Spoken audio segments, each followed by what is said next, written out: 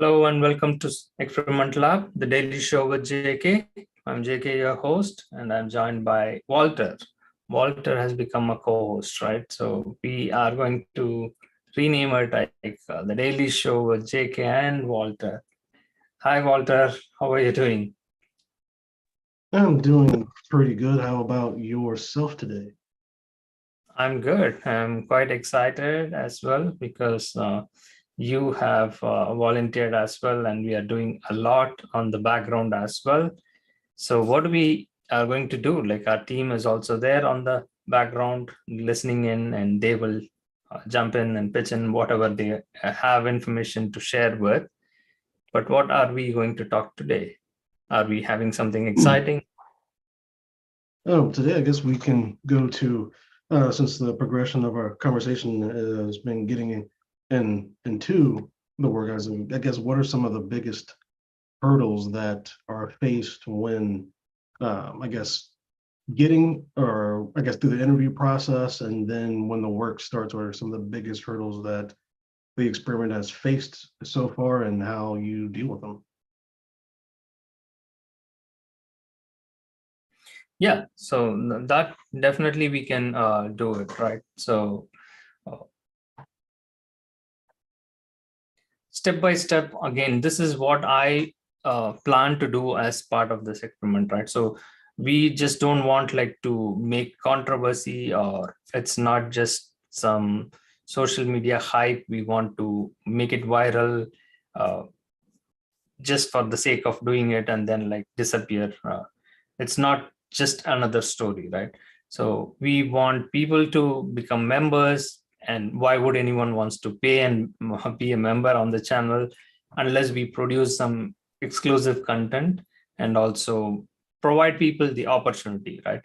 As a newcomer, anyone who joins, they will struggle to understand, and step by step what are the hurdles they are going through, even from the day one starting. And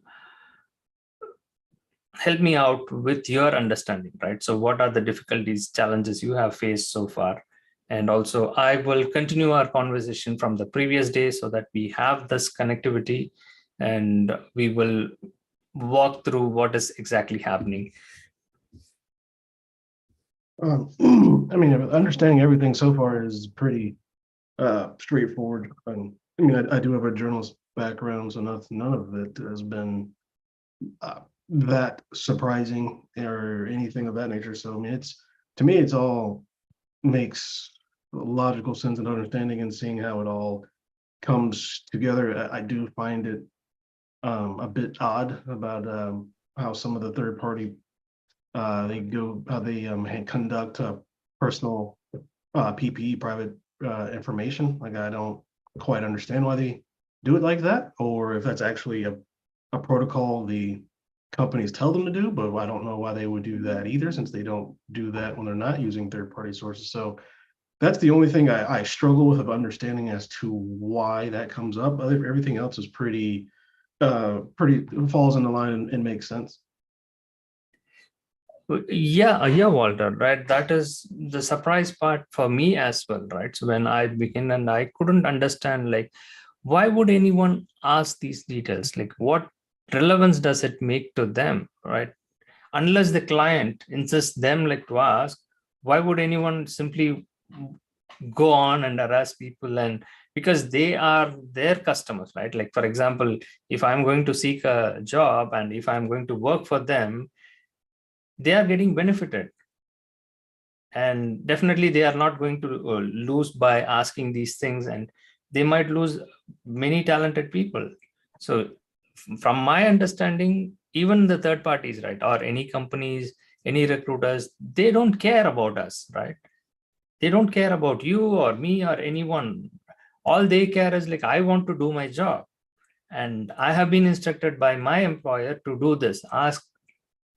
And that's why like I'm asking the simple thing. Like, we had a call with that guy yesterday, and he said like they wanted a full social, and the client asked that, and then like the minute I asked for the email, he disappeared from it, like he just dropped off.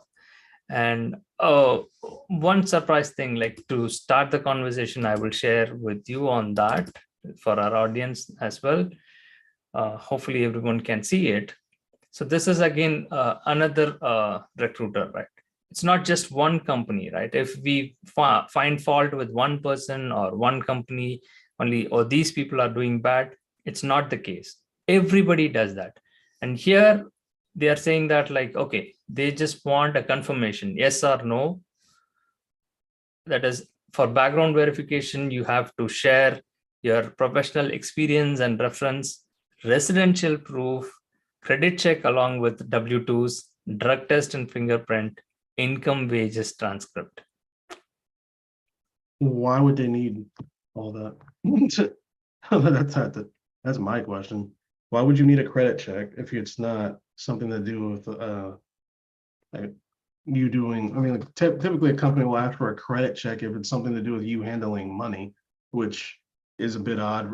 Residential proof, you want a bill, and not everyone gets checks because I'm a freelancer. I don't get checks.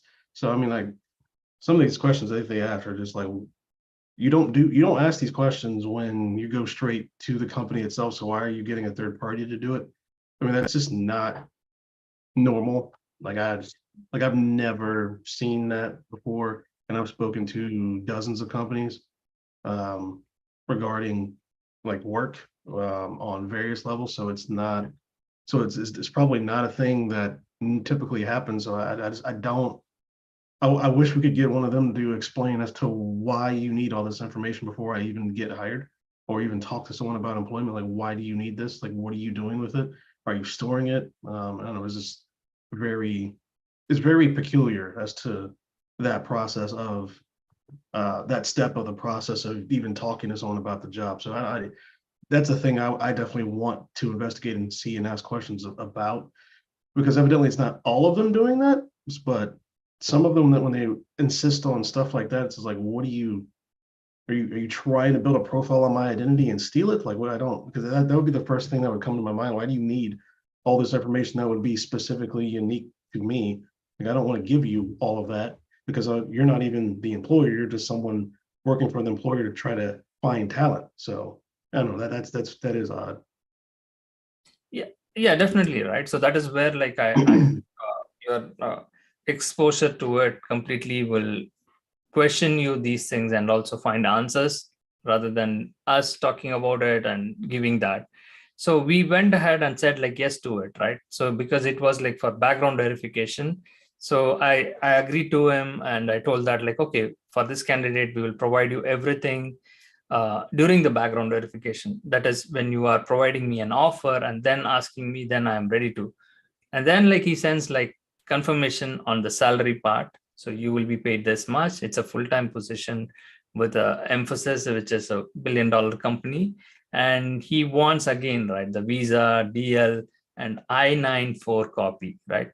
So except for citizens. So which means like they want to track based on your status, right? If you are on H-1B, how did you enter the country? If you are on green card, everything will be right from which point you entered the country can be verified through that. So they are insisting on asking those details along with all the information. This is something why we do this experiment, right? So it's not we can say like, oh, it's ridiculous, like they are scammers, or just ignore them, like they are fraudsters. It's not. That's what our point is, right? If you comply to it, right, even though it is a violation, if you follow through it and provide them with all the information, there is more chance that you will get the job and you will start working on this. So that is a surprise part. So why we expose this is like people just not able to understand that, ignore it and brush it aside, say that like, oh, I don't want to do this. They are at loss. And people who take the risk and say like, okay, what more can you screw with me, right? I'll provide you everything. Just give me the job. And if you go with that approach, definitely it's easier to get the job. So we wanted like to allow our audience to know that as well. So that's why like we are providing different profiles, different options, and giving them all the answers they are asking for. and in some case questioning them, as you said, right? So let's see, like if we get any calls from any of those profiles, we will ask those questions to those recruiters, right? You might have more questions than me, but I will follow through my standard script of I'll question them like where they are from, why they need the details upfront without giving us an offer. I guess that's another question. Do any of these companies, when they say they're doing a background check, do any of them use a professional firm for that? Because there's a lot of them, and I've gone through several, and it just seems weird that they would just do a background check by you putting information in on email, which is not secure. Like that everything about, sorry about that, my throat is still want to mess with my voice a bit. But yeah, but everything about that just feels why there's professional ways to do this, and that wouldn't raise red alarms, but still that's typically after you've already got the job. Because I mean, does it come back up again when you enter in the interview process? Do they then ask you to do a background check, because that's typically when that happens, or do they skip that part? No, they don't skip, right? That's what if you remember, like I mentioned that as well.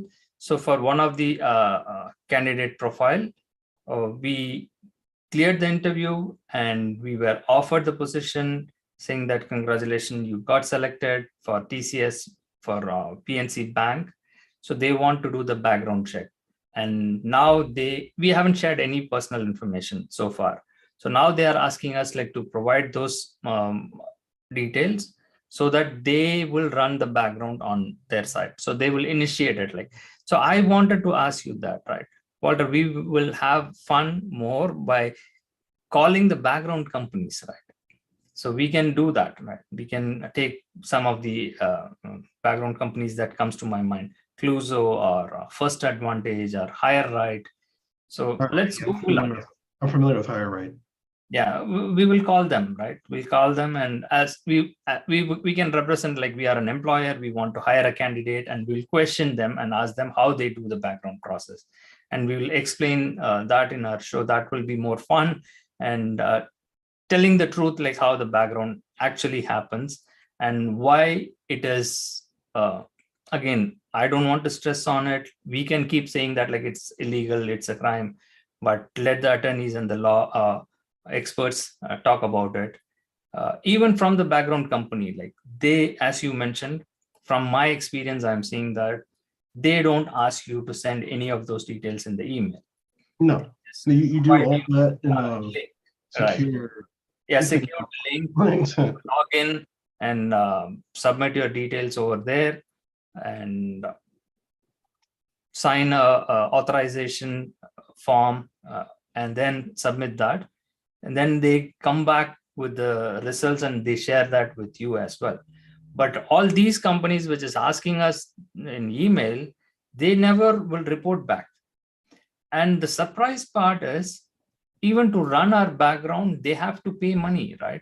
So at least $30 or even $50 is needed, like to do the criminal background check. That's my understanding from the information they have from the websites. And that's what I wanted to check with those companies and clarify any of our doubts in that.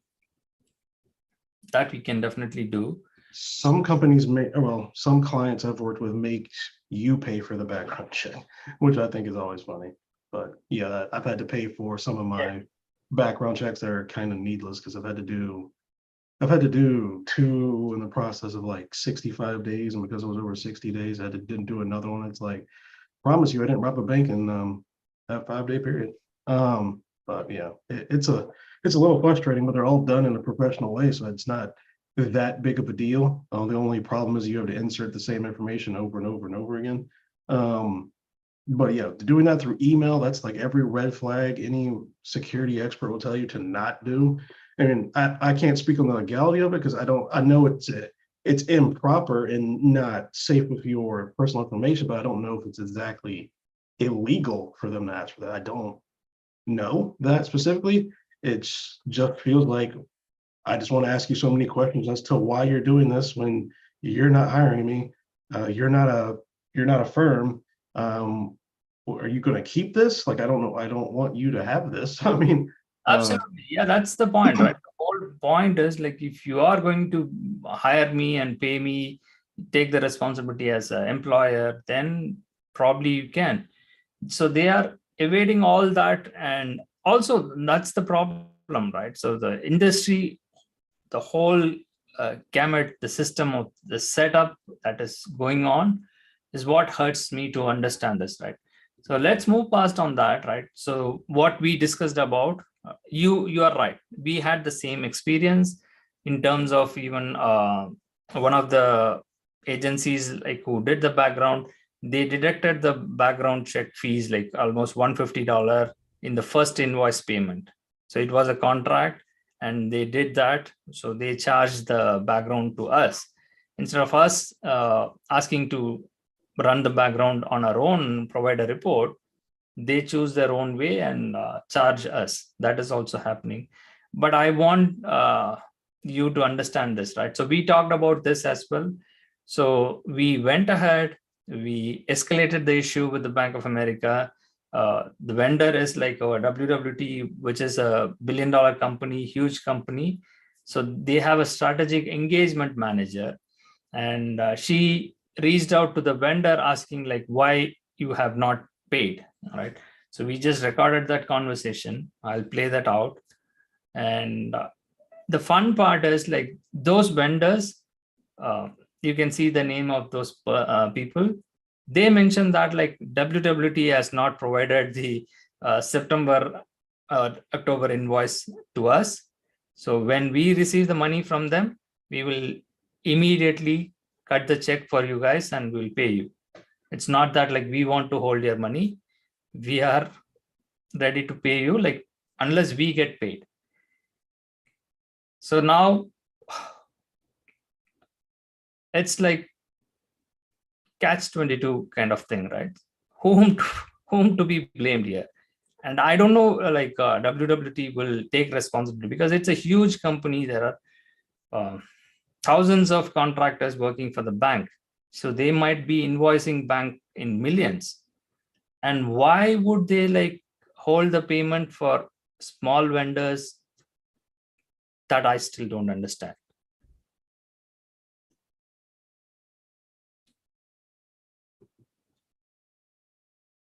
yeah, in situations like that, it just feels like there's someone messed up.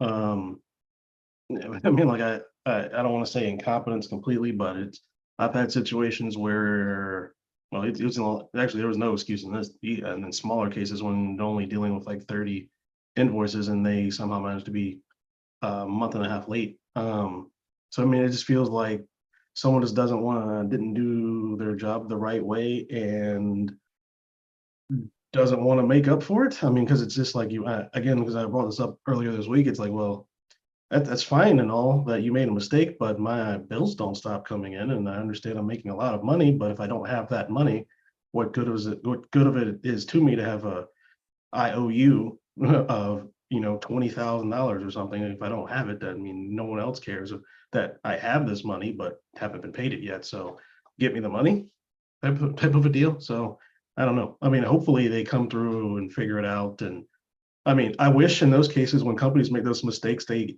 added an apology fee, was a couple $1,000s in for oops, our bad. But they never seem to do that for some reason I can't think of. Yeah, absolutely, right? So again, I'm okay, fine with it, right? I'm ready to get paid late, right? You take 30 days more or even 6 months late. If you're going to add interest and pay me more, like I'm fine with that. I can deal with it, and I can try to borrow money or do it things in rotation. That's a different story. But the point is, we jumped the gun and we took the risk just because it's an experiment. We dare the devil and we wrote the email. We just kept it in writing saying that like, hey, look at what you guys are doing. Usually if this happens, the person gets fired like the next day. And till now, like we haven't got any fired email or message from them. Hopefully the project doesn't end. If it ends, it's a proof that if you make complaint, if you escalate things, you get fired. So that's what we wanted to prove it.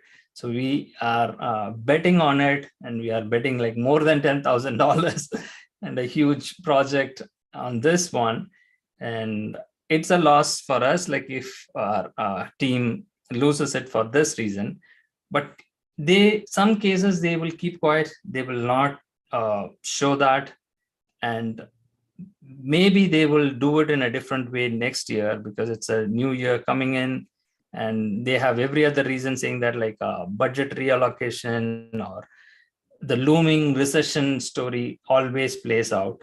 And even as a journalist, you might have heard that, right? So all the big companies have laid off so many people, and even JP Morgan Chase is doing, and even Bank of America CEO mentioned that, like, that's not how we operate our business. We will realign. All those stories are coming out in the news, but the truth will be different. If they want like to take someone out, they will not give the real reasons. I'm So assuming that was an H-1B visa profile that they're doing that too. yes. You know, because I can't imagine these companies would do that to a U.S. citizen, because that's just walking down the street in your city, finding a civil attorney and suing the ever living hell out of you. Because I mean, like, I would be shocked if they did that to a U.S. citizen. But I mean, it's just, they shouldn't be doing it to anybody. But it's just I think they can get away with it by firing you. It's like, okay, you complain, we can fire you. Good luck getting your money now. Which, I mean, you can get the money. It's, they just don't think you'll actually go through all those hurdles to get it. Oh, yeah, Walter, I have some disagreement in that kind of approach as well, right? So as you said, right? So since our focus is on the H-1B candidate and also people who don't have that voice or power to fight back, uh, even in terms of H-1B candidates, right? They have the right. That's where, like, if you notice it, like that lady, like the engagement manager who reached out, clearly asked, like, did you not get paid for till now? Which means they are trying to evade that, like, it is your employer's responsibility to pay you. So you are not supposed to come and ask me. If I'm going to say to the Bank of America manager saying that, like, I'm not getting paid, they will not do anything. They cannot do anything because I'm not the Bank of America employee, right? So all they can do is like just look around and say, like, who is the vendor, why they are not paying. It has multiple layer, right? So that's where, like, they are trying to evade. And those who have sponsored H-1B, they are liable to pay the candidate no matter whether they are getting money from the project for their company or not. So the companies are in a tight spot. They cannot pay the employees, right? Why would they run the payroll if they are not having money in their bank account? How they can run the business, right? If they have 10 employees, or it's a small company, right? Even for a small company, 10 employees, it's a huge payroll, right? 5,000 per candidate. If you run even that, you need $50,000. And if all the projects are doing like this, they are taking 90 days to pay you, how will you even run your payroll? Small business cannot function. So that's where, like, you have the contract terms. You clearly say that, like, in net 30 days, you will pay it no matter what, or net 45 or whatever. Even if you agree net 60 or net 90, then you can understand that, okay, I will get paid only this time, so I should have borrowed some money and I should have run the payroll for the candidates. Those are different stories. But problem is, if the H-1B candidates goes and file a complaint with the Department of Labor, definitely the company who sponsored H-1B will be in trouble and they will settle it. We have that experience, right? The story is like, people say that, like, okay, if you go to a labor department, they will immediately, unless the company files a bankruptcy, they will recover the money and get you this money, whatever they owe you for the period you work. But the problem is, the minute you file a complaint, you are at risk of losing your visa. They will immediately withdraw your visa and ask you to leave the country. I will book you the flight ticket. Where do you want to return? If you don't return, then it's your problem. They will communicate that and they will close your chapter. So the person is, they can even report that like the person is illegal, unless you find another new employer who can file a petition for transferring your visa. So that is like already messed up and in a screwed up position, right? To transfer a visa. Okay, I have to stop. We are getting a call. Let's go with that one.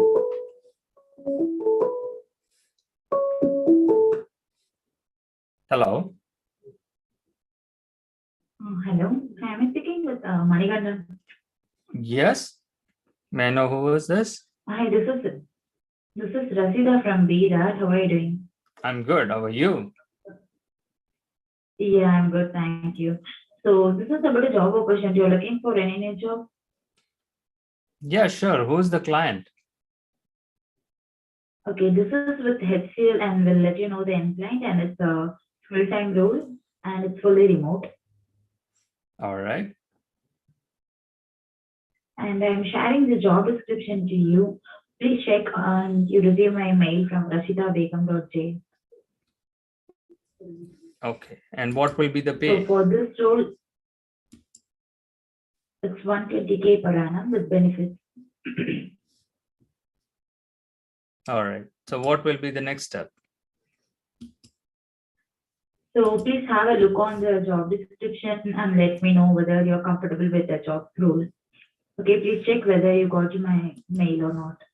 Sure, I will look into that. Right. So when I get your email, I'll reply to you and we can talk later. Yeah, so are you comfortable with the salary part? Yeah. Is it negotiable or is it fixed? Okay. No, for full-time role, that's a fixed rate by the client.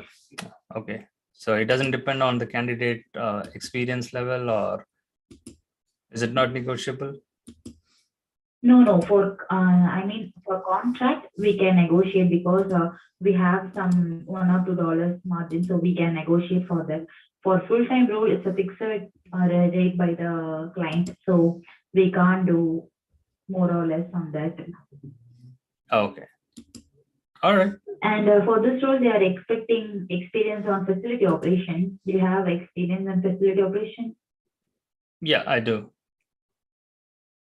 Oh, okay, that's great. So please have a look on the mail and respond me back. I'm also sharing the salary confirmation to you. Sure. So I got your email. Okay. So you, Okay, where are you but, based in? Where are you calling from? I'm from BDAT. That I understand. Where are you based in? US or? No, India. I'm in India. Okay. Where in India? Which part of India? Tamil Nadu. Okay. All right then. But it shows like you are calling from US number. That's why I asked. Yeah, it's a Zoom number. So Okay. it's a company number, but I'm in Tamil Nadu right now, Trichy. All right. Then we'll talk again. Thank you. Yeah, okay. I'm also sharing the salary confirmation. Please confirm that too. Let me submit your profile to the client. Sure. Thank you. Yeah, thank you so much. Bye. Bye. Oh, she didn't ask for your social security number. It is the next step, right? So this is the initial conversation. So again, Walter, welcome to India. This is how we welcome you. And it looks like a big company as well. And a huge thing is being shown, but Wait, so it's an Indian company that's based in, wait, is that what's going on there? It's an Indian company based in the United States? no, it's a US company. The operations is being done from India. It's cheap labor, and the recruiters, like, they just pay them like $5. Oh, geez, wow. Oh, okay. So that's the cost saving method, right? We don't have any say on that, right? We cannot debate or dispute. The business will say, right, why don't you run a business and show us like how to operate? Because if I hire a recruiter here in US, I have to pay them minimum $3,000 to $4,000, whereas I can get minimum 5 to even 10 recruiters working on for me for the same amount which I'm going to pay for one recruiter. So that's the reason like they do this. And all the recruiters will admit that like at some point, some of them will say like, no, I am in US, but if you dig deeper with them, have the conversation with them, they will tell like where they are from. This girl right away said like, even she would have given her address. I don't think so. Yeah, I think there has been talk about an international minimum wage to prevent. Well, it's more to like if you're going to hire someone overseas, you're going to pay them a minimum fee. I think the original purpose is to combat outsourcing, but at the end of the day, it probably would just end up getting people overseas more money to work for American companies to try to stop kind of that abuse of the system where you can just pay them whatever they'll agree to for the most part. Yeah, that's the problem here, right? So we can't even confirm that like they are working for those companies, whether they are getting paid for their offshore company and they are getting salary, and there is no legal setup where we can prove that like, or US government doesn't have jurisdiction in India, right? They can only ask the Indian government to take action. Indian government will not, because I'm not going to engage on that conversation, but they are more than billion people. They have their own problems, right? Even with the limited, right? Not even 1/3 of that population. When US cannot fix their problems, how can you expect like a developing country to fix all the problems, right? That's not going to happen. So let's not go there, and let's wrap up this. And we have hit the 30-minute mark. We'll continue this conversation again. Thank you, Walter, for joining me on this. Amar, sorry we didn't get a chance to talk to you as well. We will catch up later tomorrow. Sure. Sounds good. All right. Bye for now. Bye.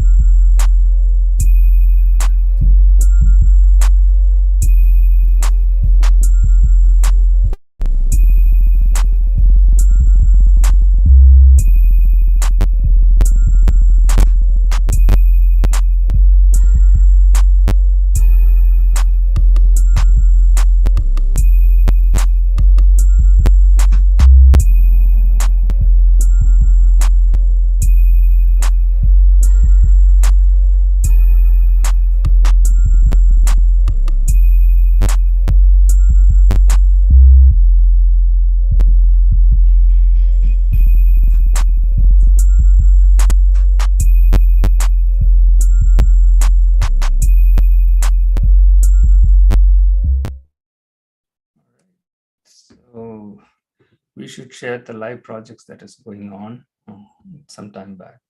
Oh, no.